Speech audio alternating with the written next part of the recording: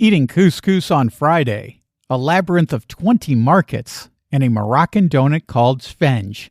This week, we're in Marrakech. Traveling the world to bring you delicious dishes, tasty beverages, and interesting experiences. This is the Destination Eat Drink Podcast on the Radio Misfits Podcast Network. I'm Brent Peterson. Welcome to Destination Eat Drink. Destination Eat Drink is for foodies who love to travel and travelers who love to eat. And this week, we're visiting the red city of Marrakech, Morocco, with Mohamed of Moroccan Food Tour. But first, if you like what I'm doing here at Destination Eat Drink, be sure to rate and review the podcast and give us those 5 stars so other foodie travelers like yourself can find the show. You can also support Destination Eat Drink by purchasing one of my foodie travel guides at buymeacoffee.com/Destination Eat Drink. Just click on the Extras tab and check out the foodie guides to cities like Seville, Lisbon, Milan, and many, many more. They're only $2.99 to $5.99, and I go over the best things to eat and drink that I've found in all of these places, plus the coolest things to do. And your support helps Destination Eat Drink. Thank you very, very much. Mohamed Benmokhtar is a photographer and foodie travel guide in Morocco. His company, Moroccan Food Tours, takes curious visitors to see the most exciting things his country has to offer in cities like Marrakech, Fez, Rabat, Tangier, and Casablanca. On this episode, Mohamed and I talk about the markets of Marrakech, including the spice market, where you can find dozens of different takes on the iconic Ras El Hanout spice. We also talk about the other markets like the produce market, the olive market, and the lantern market. Plus, Mohamed tells me about his favorite dishes to make at home, Morocco's famous tangine, and a delicious local soup.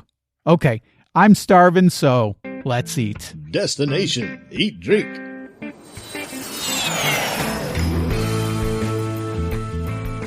Mohamed from MoroccanFoodTour.com. Welcome to Destination Eat Drink.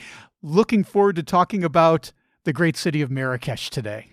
You're most welcome. I'm pleased actually to be part of this wonderful podcast. I really love the work that you're doing, and let's rock and roll it. Let's rock and roll. Absolutely. I think, first we need to tell folks where Marrakech is. I mean, when I was a kid growing up, my only reference for Marrakech was a rock song called Marrakech Express, and I didn't know what it meant or anything. That's going way back. But we're on the where you are in Marrakech. You're on the western coast of Africa. Anything else you'd like to tell folks about Marrakech, just to give them an idea of what we're talking about today? Marrakech, of course, is one of the most famous cities in the Kingdom of Morocco. Of course, we are in North Africa, and Marrakech will be literally where the center of, it's in the center of the map of Morocco as a country. As I said, it is one of the famous cities in the country. It's the most known one. It's the most visited one, also in terms of tourists. And it is beautiful, known by also the Red City. And of course, it has all sorts of different attractions as well as great food, around town. The Red City. Why is it called the Red City? Is it because the color of the buildings? Yes, exactly. Like when you are touring around the city of Marrakech, you will witness that the whole city is like this terracotta, pinkish, reddish color. And that's due to the back in the days where we didn't have any new paint technology. People used the soil that was available. That was what make the siding of the buildings back in the days, and it kept as a tradition even now that we have all the new building materials and stuff. We're here in Portugal, and a lot of folks go to Morocco, Marrakech specifically, on vacation because you can get really cheap flights from Lisbon to Marrakech. Yes. They all come back and they talk about the markets in Marrakech. And, you go to cities and maybe they have one big market. You guys have tons of markets. Let's talk about them a little bit. Which one would you like to start with, Mohamed? Well, technically, most of the markets are located in the old town of Marrakech. And the old town of Marrakech is this big maze, like a true labyrinth, with, like about 20 markets, all located in the old town. And those markets are like historical markets. They had been around since the like 12th, 13th century. And of course, yeah, things now have changed, of course, and evolved with time. But back in the days, they used to be like categorized or like specialized markets within the Medina. We refer to the old town by the Medina. So like within the Medina, they were like, each category of crafts will be located in like one street or like one part of the town. And of course, now those names are still exist. You will hear always the the leather crafts market, or like the lanterns market, or the spice market. The names are still the same, although, now shops are somewhat different and they, offer different things, all across the old town. You mentioned they call one of them the spices market. And of course, as a food podcast, I'm always interested in things like spices, especially when we're in a cool place like Marrakech, Morocco. Yeah. Tell me about the spice market. What would we find there? What should we look for specifically? Well, I would say everything comes to the spice word. Of course, there is the local spices, like things that you will find in our cuisine.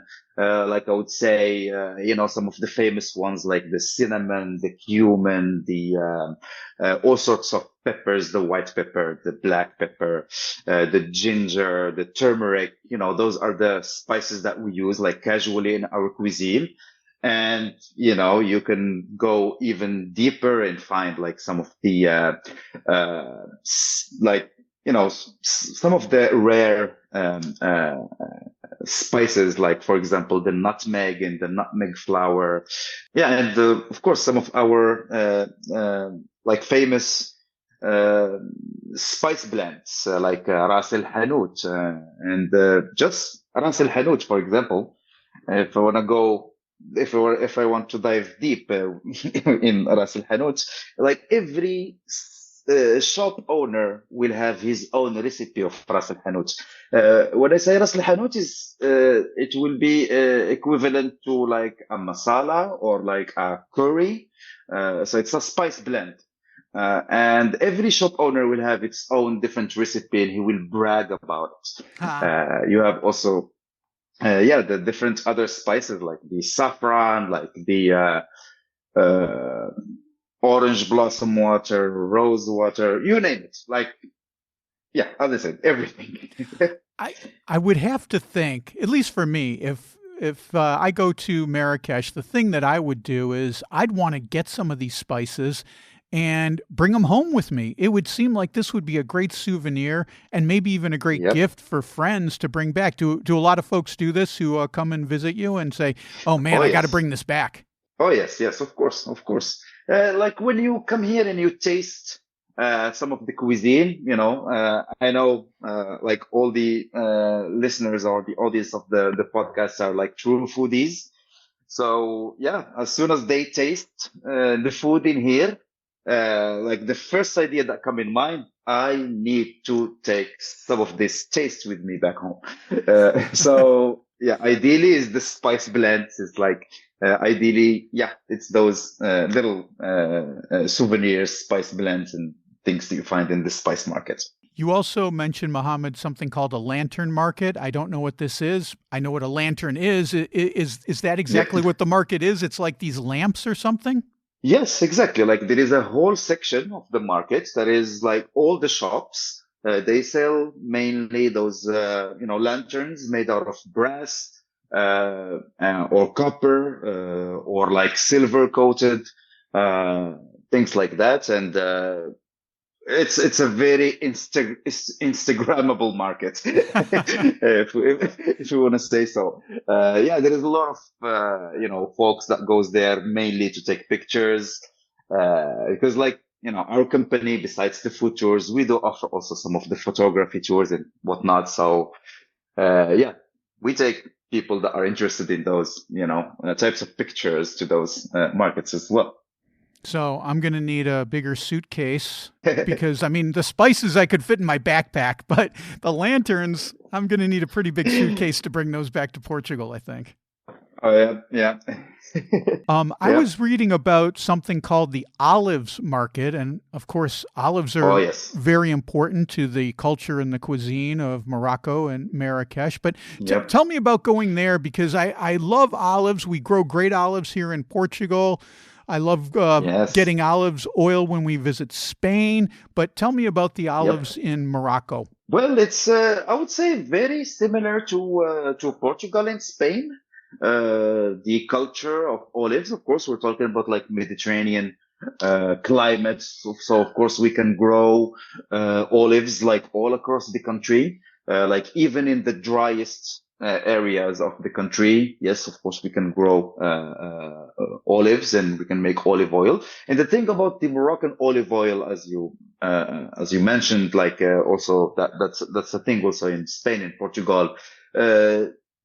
Each region will have like a different flavor profile of the olive oil. Of course, depends on the soil, depends on the elevation, and all of those things. And of course, we have many different ways to prepare the olives. There are fermented olives, there are pickled olives, and there are like many different spices that goes also into the olives. So our olives, you can find one mixed with the harissa, which is like our chili paste. So hot olives, there's the ones with like the garlic and the coriander and parsley. It is the one with thyme and oregano. So yeah, we have like many different spice blends that goes with the olives. And yeah, we love our olives. Technically, it's in every meal. Yeah, you have black olives with breakfast. So we have like olives as side dishes with lunch, and yeah.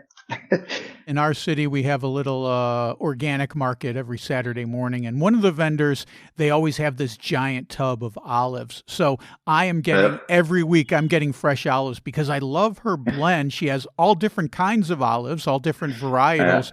But then she's got the orange peel in there and the fresh oregano in there and all the different spices that just makes it that much more exciting. You know, you get the crispy olive taste, the briny olive taste, and then you get all these other spices to go with it. It's really extraordinary, and I love it. I can't wait to try some olives when we come to Marrakech someday. Yeah, and when you come to Marrakech, talking about that specific olives market, it's very picturesque, man. Like all the shops have a beautiful display, and of course, yeah, it's for olives lover, it's a heaven.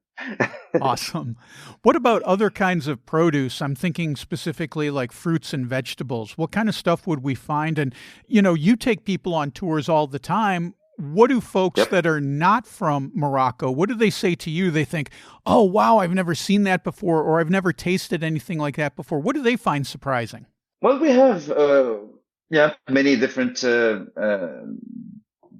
fresh produce. Morocco, of course, is, I would say, a resourceful country when it comes to water and agriculture. So we can grow, all sorts of different stuff. We have our tomatoes, some of the different shapes of tomatoes. We have some of the seasonal produce, like the okra, for example. We have also some of the seasonal fruits, like loquat, which is loquat. It's the origin, I believe, of the fruit is Japanese, but yeah, it can grow here also in Morocco. We call them nespera here in Portugal. And there's a tree Yes, right outside our building that I tend to steal yes, I saw asparagus from. exactly. Yeah, when I was in Portugal just this summer, I saw a bunch of trees of loquats in there. Yep.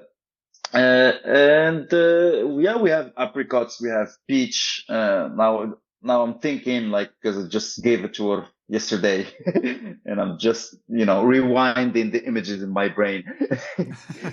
Yeah, well, there is the nectarines as well. The oranges started to appear in the market, and soon we will have mandarins as well. One of the questions that always come up from tourists is when they see our sunchokes. It's it's similar to a potato, I would say. The taste will be a mixture between a turnip and a potato, but the shape of it looks like a ginger. I don't know if I painted the image correctly, Yeah, but yeah. for folks that knows what a sunchoke is, they probably understood what I'm talking about. But most of our tourists are from like North America or from England. So when they see like those, vegetables that they never seen before, they always ask, "What's in this?" We have also another one which is also in season right now. It's the cordons. It's a vegetable from like the Oh, artichokes it's like an family. artichoke. Yeah, yeah, yeah. Yeah. Cardoon. Yeah. Yep. Okay. Yep. Cool. Cardon. Yep. And how do you prepare that? What kind of dishes do you use that in? Of course, it goes in a tagine. Yes. Yeah, well, our national dish is a tagine, but as you may know, the tagine is the name of the pot. And we have like an endless amount of recipes.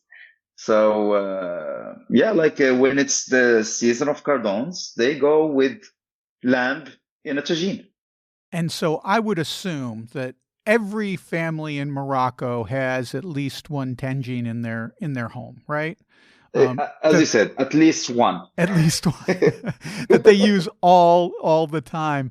Um, Yeah. and Mohammed, in your house, who does most of the cooking? I will be confident and say that it's me. Okay. And Uh, what's your favorite thing yeah, to make? I love fish. I am a big fish lover. I love everything fish and seafood. So, like my favorite thing to make will be like fish with sharmoula baked in the oven. Any white fish. It can be like a sea bream. It can be like a corbean. It can be like dorade. What's dorade? That should be sea bass, I believe, in English. Um, I prepare sharmoula. Sharmoula is also a spice marinade. It has parsley, coriander, paprika, cumin, garlic, olive oil, lemon juice, and you can add twists like the oregano, thyme, like whatever other fresh or dried herbs available. And yeah, you just butterfly the fish and put the sharmoula inside, outside, cut some tomatoes and some peppers, and just lay down the fish with the vegetables and throw it in the oven. That will be my casual fish preparation. Of course, yeah, there is other things that I love making with fish, like the fish pastilla. Sometimes it's just like noodles with shrimps or whatever. Not necessarily Moroccan, but yeah. Hmm, hmm. You got the idea. It all sounds very fresh and seasonal to me. Um, and Yep. you mentioned that when you're baking the fish, you're doing that in the oven. Are there any fish recipes that you like to make that you make in the tangine? It's the same. You can just throw it in the oven or put it in the tagine. It's yeah, the sharmoula will remain the same. It's yeah, and in the tagine it cooks as well. It's just sometimes the size of the fish with the size of the tagine that doesn't match. That's why it's practical to put it in the in the oven. Can't be But hanging yes, over sometimes I the get edge, I like guess. exactly. Sometimes I get those like medium-sized or small-sized sea breams, red sea breams precisely. Those goes very very good in a tagine. You mentioned that you do a photography tour as well as your food tour. What's the photography Yep. tour like? It must be amazing because whenever I see these videos on YouTube about Marrakesh, I'm just like, it just looks so stunning and amazing on the screen. Yep. So I think it's a great idea to do a photography tour. What kinds of things do you like to photograph, and what do your guests enjoy seeing? Well, I have a photography background. Of course, I've been a professional photographer for years. I still enjoy, the process of taking, pictures and, sharing pictures and sharing like the, photography craft with people. If as you mentioned, like Morocco is very colorful. There is a lot of contrast to show, the Medina of Marrakesh. It's, as I said, it's like a maze of those like narrow streets and alleyways. So it makes a great opportunity of lights and contrasts, and that makes, of course, a great opportunity for pictures. And in our photography tours, actually, it's all of this. And again, the photography tours are very customizable because each photographer will have like a different interest in a different vision. Some of the photographers like street photography. Some of the photographers, they come for food. Some of the photographers, they look for, models to shoot. So it's very, different. But like I would say Marrakesh is those places like wherever you point your camera, it's Hmm. gonna be a good picture. Okay. I like it. Let's talk about a few of the specific dishes from Marrakesh Mhm. and from Morocco, because I know when I go to a Moroccan restaurant, one of the things that I always look for is the couscous, one of my favorite dishes. Mhm. And because you can get it so many different ways, depending on what vegetables are in season, what kinds of things that they Yep. have. Talk Yep. a little bit about the idea of couscous in Marrakesh. Now, when you go to a Moroccan restaurant, you will find mainly like the couscous with the vegetables, and of course meat or chicken, like beef or chicken. That's like the famous ones. We call it the couscous with 7 vegetables. We just don't mention the meat. I don't know why. Hmm. But yeah, it's couscous. I will have like the couscous as a base, like this, the couscous pearls will be the base of the dish, and then we top it with meat. It can be chicken, as I said, or beef, and with vegetables. Vegetables are mainly the carrots, zucchini, pumpkin, turnip, chickpeas, cabbage, um, potato also can be thrown in there. But the idea of the couscous, actually, the couscous is a very, very ancient dish in Morocco. Like I did, of course, research since I am a foodie tour guide. Of course, I love and I'm very passionate about like our food history as well.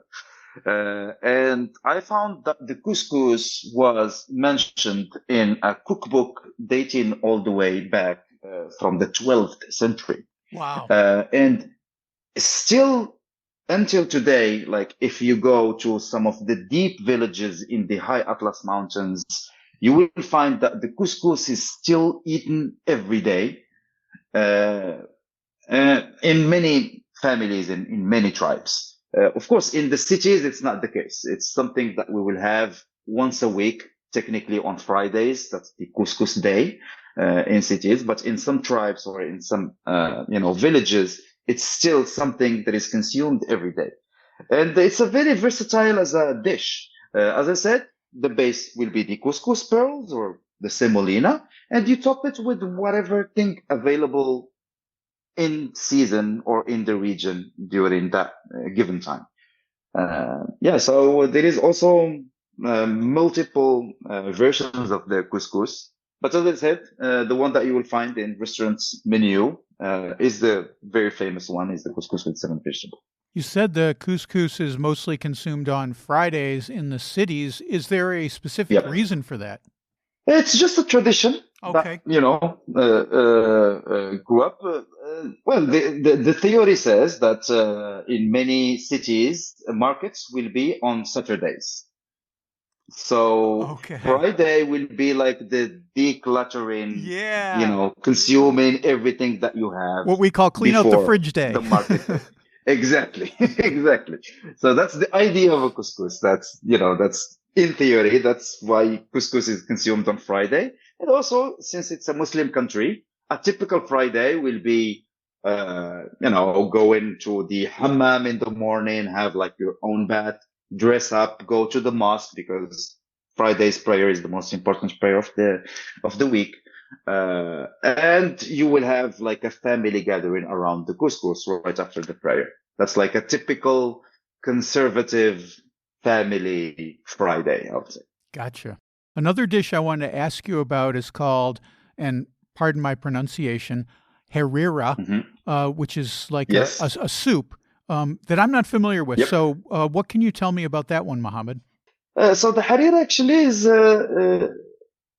well, there is many occasions that we love to have harira. I would say the famous top of mind occasion when we have harira is during Ramadan. Ramadan is the holy month. Of course, Muslims fast from dawn to sunset, and we like to break our fasts with dates and harira. The harira is like a tomato-based soup. So if you want to go quick over the recipe, you grate some tomatoes. You make like a sort of tomato sauce. You add the celery, the paprika, black pepper, salt, and whatnot. And then you add like whatever legumes you have, mainly chickpeas, lentils. Yeah, those are like the most common ones. And you thicken it usually with water and flour. You can add pieces of meat to it. You can add like some eggs to it, like a poached egg style to it. So it's like a very hearty soup.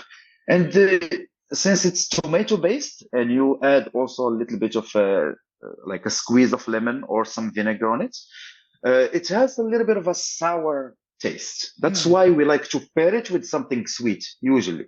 So the dates, and we have this famous sweet cookie that goes with it, also called shbekia. So yeah, that's the concept of the harira. It's in Ramadan. It's an everyday soup. That's how we like to break our fasts. Love the soups with the lentils and the chickpeas. Okay, so we've had our soup, we've had our tangine, we've had our couscous, Yep. and now it's time for a sfenge. Is that how you say the donut? The sfenge? Sfenge, yes. Sfenge. Sfenge, yes. Sfenge. Exactly. Tell me about this, because sweets are now we're in my ballpark. This is where I want to live. So when I was 15 years old, I worked in a donut shop. So that gives you an idea as to where my brain's at. Tell me about the sfenge. Well, yeah, sfenge actually is our version of donuts. Sfenge literally translates to sponge. That's the translation. Makes sense. Yeah, so it's like a sponge. It's a fried dough. Yeah, sponge actually is a thing that we like. Usually, some people do like it in the morning as a breakfast thing, as a breakfast item, and some people likes to have it. The more common thing is to have it in the afternoon tea time. Some people like just to dump it in like granulated sugar and have it with mint tea, because there is no sponge with no mint tea. You have to have it with mint tea. Okay. Yeah. So sweet mint tea with sponge. Some people, as I said, like just to like throw some granulated sugar on top of it, or you can have it also with like any of the spreadables, honey, jam. We have amilo. Amilo is our version of peanut butter. Technically, it's not peanuts. It's almond butter. It's almonds, roasted almonds, paste, mixed with argan oil and honey. So usually when we sit around like the teapot, and we would have sphinge around, you would have like few little like those small dishes with the one with honey, one with jam, one with the amilo, and you just tear out the sphinge with your hand, and do little dips in one of those sides. Make your own donut topping or filling, like just like going to a donut shop in the U.S., but you do it yourself. I like it. Yeah, it's very different than like the donut concept in the US, I would say. Like you tear apart with your hand the sphinge and you do little dips. You dip into the little bowl of amilo or jam. You don't do the topping like the US donuts. Yeah, like a chocolate frosted donut. You're not going to find that. You're not going to find a chocolate frosted sphinge. I like it. I like this ceremony of this idea. Exactly. It's very ceremonial, as you said. Yeah. Well, Mohamed from Moroccan Food Tour, this has been a eye-opening and enchanting conversation with you. If folks want to reach you at Moroccan Food Tour, they can do so at moroccanfoodtour.com. I would highly recommend they do so when they come to Marrakech to see you. And of course, when you come to Portugal next time, drop me a line. We'll go and we'll enjoy some great Portuguese food as well. Thank you so much for being here. This has been great. It's been such a pleasure talking to you, Brett. And let's do more. Why not? I think we should. Talk about some of the other cities in Morocco, and we're going to have to do that again sometime. So again, of course, thanks a lot, and I'll have to have you back to talk about Casablanca and Fez and all these. Rabat. Yeah, Rabat, all these cool places. Yeah, for sure. It was good talking to you, man, and I guess see you next time. Okay, that's Mohamed from Moroccan Food Tour. You can reach him at moroccanfoodtour.com. And like I said at the top, he has food tours all over his interesting country. Can't wait to talk to Mohamed some more about Morocco. And I've also posted several ebooks at Buy Me a Coffee, Seville, Cordoba, Lisbon, Sintra, many, many, many others. Foodie travel guides are available by clicking on the Extras tab at buymeacoffee.com/destination eat drink. They cover all the best dishes and drinks to try and places to get them, as well as the coolest things to do. Well, that's it for this week. Next week, we are in Naples, Italy, birthplace of pizza, for unique pizza shapes and teaching the baby to love pizza. It's an international pizza contest in Naples. Don't miss that. Until then, get over to destinationeatdrink.com. I just posted a complete foodie travel guide to the Portuguese city of Mafra. Sure, there's a famous palace there, but there's also some great food. Read about it at destinationeatdrink.com. Click on the Portugal Destinations link. I also just posted a new video. This one is about the best markets in Lisbon.